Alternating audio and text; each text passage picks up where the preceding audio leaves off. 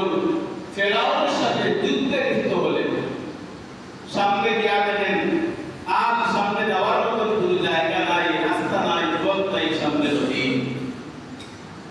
নীল সাগর, নীল নদী, লোহিত সাগর। আল্লাহর নবী মুসা আলাইহিস সালাম ডাক দিলেন, রব্বুল আলামিন কি করা যায়? আল্লাহ ফেরাউনের শত্রু বাহিনী আমাদের পিছনে আর সাগরের সাগর, আল্লাহ কোথায় যাব, কোন জায়গায় যাব, আমরা কিভাবে ওপারে যাব? আল্লাহ জানাইলেন আমার নবী মুসা, আমি আল্লাহ তোমাকে এমন মুজিজা দিলাম, মালিকা বিয়ামিনিকা ইয়া মুসা। ও মুসা, আমি তোমার এমন একটা মুজিজা দিয়েছি, তোমার হাতে লাঠি কোথায়? আল্লাহ জানাইলেন ও আমার নবী মুসা, তোমার হাতে লাঠি দ্বারা সমুদ্রের পানির মধ্যে আঘাত করো।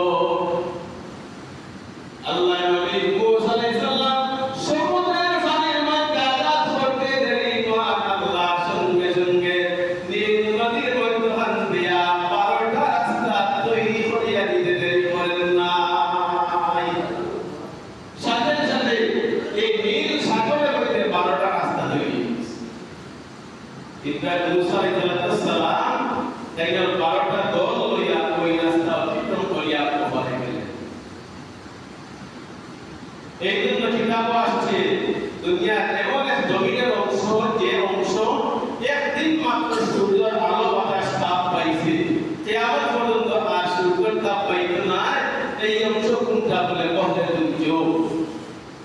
যখন আল্লাহ তাআলা মুসা নবীর জন্য রাস্তা বানাইছিলেন, তখন সমুদ্রের পানি সরাইয়া নিচ থেকে আল্লাহ কত রাস্তা বাইর করিয়া দিয়েছে। ওই রাস্তা দিয়া মুসা আলাইহিস সালাম 12টা দল লইয়া এই লোহিত সাগর পানি দিয়া ওপার থেকে ওই পারে গেলেন। এইভাবে আল্লাহ তাআলা মুসা আলাইহিস সালামের জন্য রাস্তা তৈরি করেছেন। আল্লাহ জানাই